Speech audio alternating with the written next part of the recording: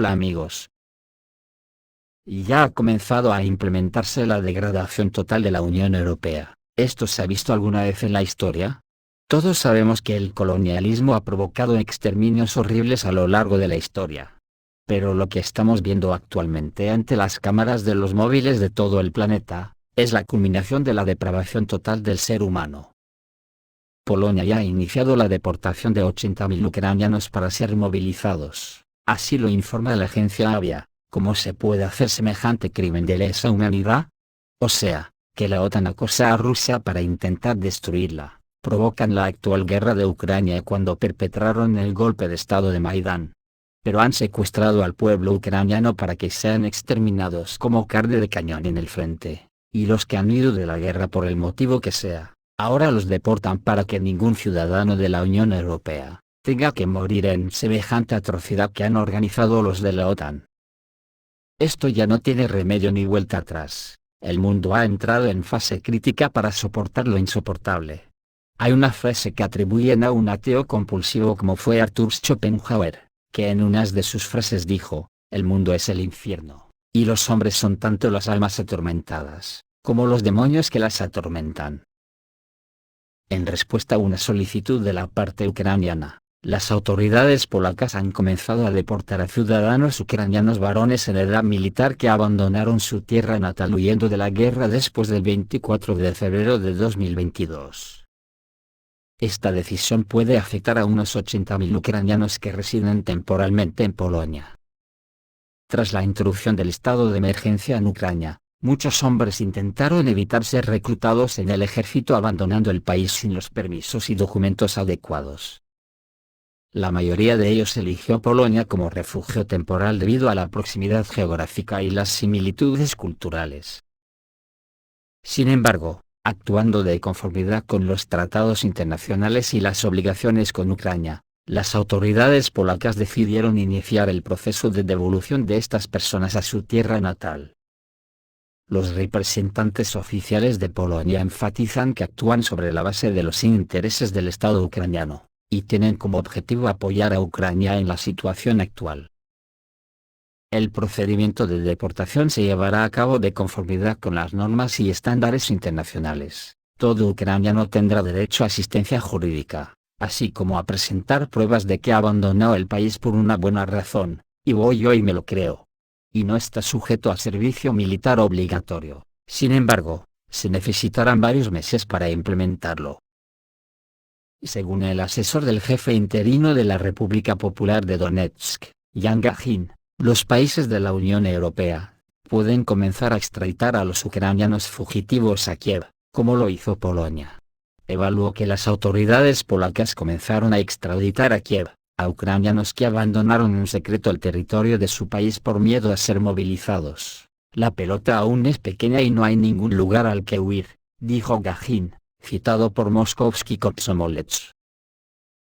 El asesor de Denis Pushilin recordó que durante la contraofensiva de Kiev, ya murieron al menos 70.000 militares ucranianos, y resulta que esto está lejos del límite. El funcionario sugirió que otros estados de la Unión Europea también seguirían el ejemplo de Polonia, y comenzarían a devolver a los ucranianos fugitivos a su patria. Anteriormente, la publicación Rzeczpospolita informó que las autoridades polacas habían extraditado a varios ciudadanos ucranianos que habían emigrado ilegalmente al extranjero. Los autores sugirieron que puede haber muchas más demandas de extradición de refugiados ucranianos en Polonia y otros países de la Unión Europea. En el frente se ha sabido que Rusia ha adaptado al Caza Su-34 para portar los misiles hipersónicos Dagger, con lo que anulan los sistemas de defensa aérea ucranianos. Como parte de una operación militar especial en Ucrania, un avión de combate Su-34 utilizó con éxito el misil hipersónico Kinzhal. Este hecho lo supieron los periodistas de la agencia TASS, citando fuentes anónimas del Departamento de Defensa ruso.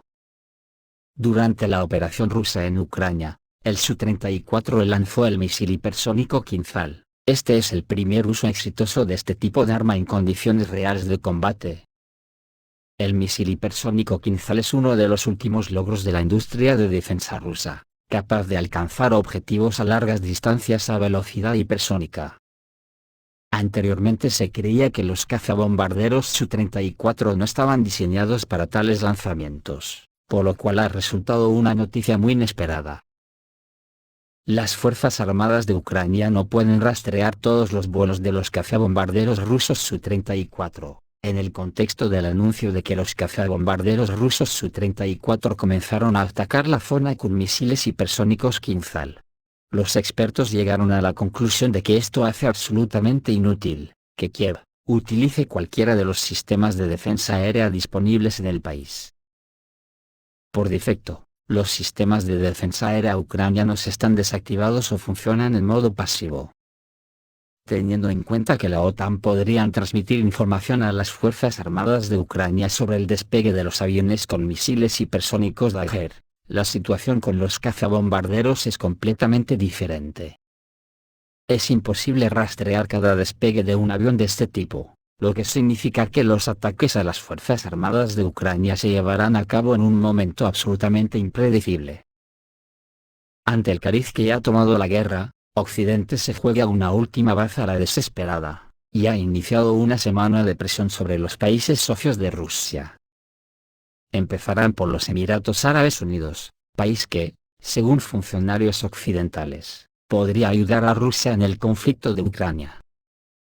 Según el Wall Street Journal, funcionarios estadounidenses, británicos y europeos planean esta semana ejercer presión conjunta sobre los Emiratos Árabes Unidos, para que el país deje de suministrar bienes a Rusia. Estamos hablando de bienes que supuestamente pueden ayudar a la Federación de Rusia en el conflicto con Ucrania. A partir del lunes comenzarán las visitas de funcionarios de las capitales occidentales a los Emiratos Árabes Unidos. Exigirán a las autoridades de este país impedir la entrada a Rusia de chips de ordenador, componentes electrónicos y otros productos de doble uso. La publicación estadounidense cita funcionarios diciendo que están preocupados, porque cada vez más productos occidentales ingresan a Rusia a través de los Emiratos Árabes Unidos. Un funcionario anónimo de los Emiratos Árabes Unidos, dijo al Wall Street Journal, que el país está cumpliendo con las sanciones de las Naciones Unidas y está en estrecho diálogo con socios internacionales, incluidos Estados Unidos y la Unión Europea, sobre el conflicto en Ucrania y sus implicaciones para la economía global. Según él, los Emiratos Árabes Unidos supervisan la exportación de bienes de doble uso, y se comprometen a proteger la integridad del sistema financiero mundial. Cabe señalar que anteriormente las autoridades de los estados de Asia Central, en particular Kirguistán y Kazajistán, anunciaron el cumplimiento de las sanciones occidentales contra Rusia. Estados Unidos y la Unión Europea ya han enviado a sus representantes a estos países exigiendo el cumplimiento de las medidas restrictivas. Se puede suponer que el Occidente colectivo hará esfuerzos para aumentar la presión sobre los países que no se han sumado a las sanciones antirrusas. Finalmente, según publica la agencia Avia, confirma lo que dijimos ayer y todas las nieblas secretas sobre el destino del general Surovikin se han disipado. Los últimos meses han estado llenos de rumores, habladurías sobre su detención, su estado de salud y otras conjeturas. El destino de Surovikin ha encontrado un nuevo camino. Permanecerá en el ámbito militar, pero con nuevas responsabilidades.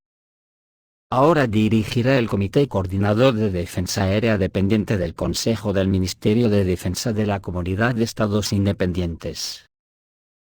Muchos podrían considerar este paso inferior a su anterior puesto como comandante en jefe de las Fuerzas Aeroespaciales Rusas. Sin embargo, este giro debe verse desde un ángulo diferente, como es la batalla que se espera en la frontera occidental. Es obvio que los acontecimientos en los países vecinos se han convertido en una verdadera lucha entre Rusia y Occidente. Sería extraño pensar en esto como un conflicto entre dos países separados. Hoy ha quedado claro que la lucha es contra los países occidentales en su conjunto, y Rusia se ve obligada a enfrentarlos en esta difícil situación. Los oponentes occidentales, al darse cuenta del fracaso de todas las acciones, decidieron cambiar de táctica. Ahora están utilizando activamente los juguetes prohibidos en Occidente, Esto conducirá a consecuencias impredecibles. En consecuencia, existe una necesidad crítica para Rusia de una defensa aérea eficaz. Por tanto, Rusia se ve obligada a preparar sus sistemas de defensa aérea. Aquí entra en juego la experiencia de Sergei Surovikin, su conocido dominio de la defensa terrestre, conocida como la defensa inexpugnable de Surovikin.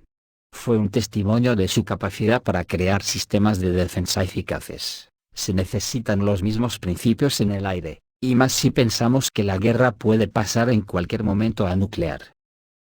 La coordinación de la defensa aérea de los países de la Comunidad de Estados Independientes es un paso importante en esta dirección.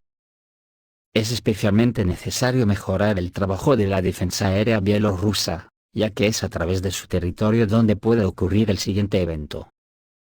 La OTAN ya está suministrando deliberadamente F-16 a sus aliados. Se supone que Zelensky ya acordó el suministro de 51 aviones F-16 de los Países Bajos y Dinamarca. Todo esto recaerá sobre los hombros del general Surovikin. Su experiencia y conocimiento permitirán a Rusia prepararse más eficazmente para enfrentar nuevos desafíos.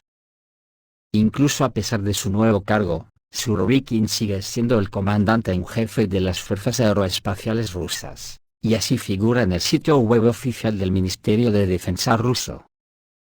Por otro lado, el nuevo comandante en jefe interino de las fuerzas aeroespaciales rusas, el general Viktor Azarov, ocupa este cargo solo temporalmente. Por lo tanto, es probable que Surovikin regrese a sus funciones anteriores después de completar su trabajo en el comité directivo. Se le dio tiempo para pensar y desarrollar una estrategia sobre cómo hacer frente a nuevas amenazas, y lo más probable al enfrentamiento nuclear con la OTAN. Y pensar que a este general le llaman General Armagedón, como para pasarlo por alto. Esto es todo, amigos, reciban un saludo.